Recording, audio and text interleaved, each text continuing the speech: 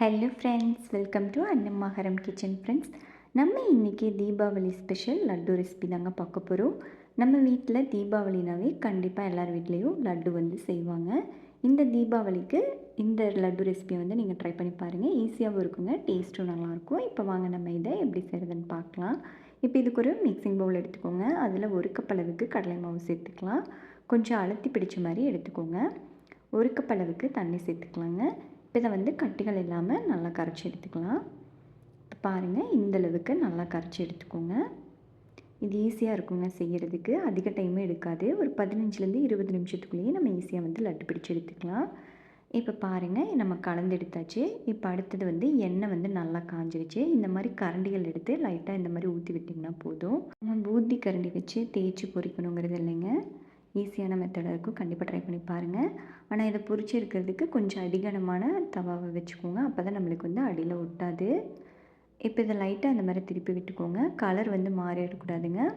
20லேருந்து 30 செகண்ட்குள்ளேயே இது நம்மளுக்கு பொரிஞ்சு வந்துடும். இப்போ நம்மளுக்கு கலர் ரொம்ப அதிகமாக எண்ணெய் காஞ்சிருச்சிங்கன்னா நீங்கள் சைடில் பார்க்குற வீடியோவில் தெரியும், நம்மளுக்கு கருகிடும். அதனால் மீடியம் ஃப்ளேமில் வச்சு கரெக்டாக பொரிச்சு எடுத்துக்கோங்க, அப்போ தான் நம்மளுக்கு கரெக்டாக வரும். இப்போ பாருங்கள், இதே மாதிரி நம்ம எல்லாத்தையும் பொரிச்சு எடுத்துக்கலாம். இந்த மாதிரி எக்ஸஸாக இருக்கிறத சின்ன வடிகட்டி வச்சு நீங்கள் எடுத்துருங்க. இப்போ அடுத்த பஜ்ஜியும் நம்ம சேர்த்து பொரிச்சிடலாங்க. லட்டு பிடிச்சவங்களுக்கு கண்டிப்பாக இந்த ரெசிபியை நீங்கள் ட்ரை பண்ணி பாருங்கள். ஈஸியான மெத்தடாக இருக்கும்.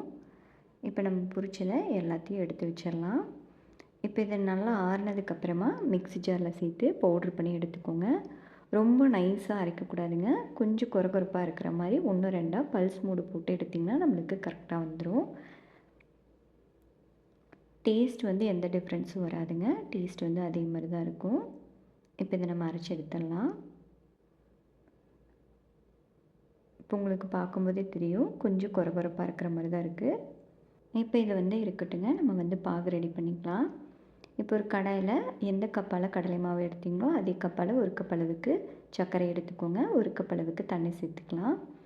இப்போ இதை நல்லா கரைஞ்சி வரட்டும். இப்போ பாருங்கள், சர்க்கரை நல்லா கரைஞ்சி வந்துருச்சு.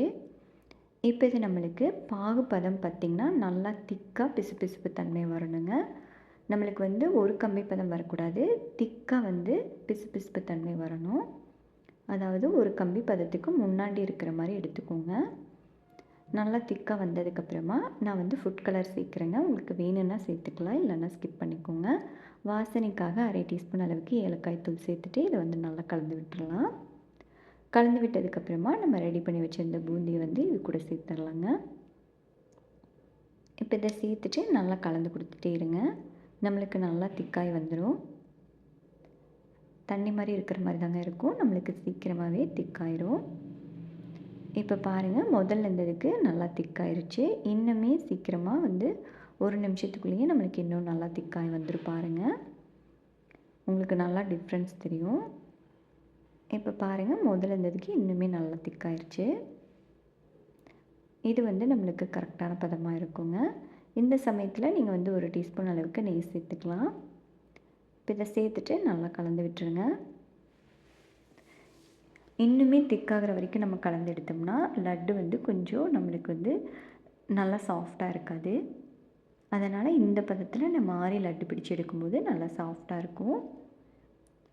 இப்போ இது கூட நான் மெலன் சீட்ஸ் சேர்க்குறேங்க. உங்களுக்கு வேணும்னா சேர்த்துக்கலாம், அப்படி இல்லைன்னா நீங்கள் திராட்சையும் முந்திரி பருப்பையும் வறுத்து கூட நீங்கள் சேர்த்துக்கலாம். இப்போ இதை நல்லா கலந்து விட்டுட்டு அடுப்பை நம்ம ஆஃப் பண்ணிடலாங்க. இப்போ இதை நல்லா ஆறி வரட்டும். இப்போ பாருங்கள், நல்லா ஆறி வந்துருச்சு, நம்மளுக்கு நல்லா திக்காயிருச்சு. இப்போ நம்ம லட்டு பிடிச்சி எடுத்துக்கலாம். இந்த மாதிரி பிடிச்சி எடுக்கும்போது நம்மளுக்கு நல்லா சாஃப்டாகவே இருக்குங்க லட்டு. கண்டிப்பாக இந்த ரெசிபியை நீங்களும் இந்த தீபாவளிக்கு வீட்டில் செஞ்சு பார்த்துட்டு எப்படி இருந்துச்சுன்னு உங்கள் கமெண்ட்ஸை மறக்காமல் கமெண்ட் செக்ஷனில் சொல்லுங்கள். இந்த வீடியோ பிடிச்சிருந்தால் நம்ம சேனல் லைக் பண்ணி சப்ஸ்கிரைப் பண்ணிக்கோங்க. உங்கள் ஃப்ரெண்ட்ஸ் அண்ட் ஃபேமிலி மெம்பர்ஸ் கூடயும் மறக்காமல் இந்த வீடியோவை ஷேர் பண்ணுங்கள்.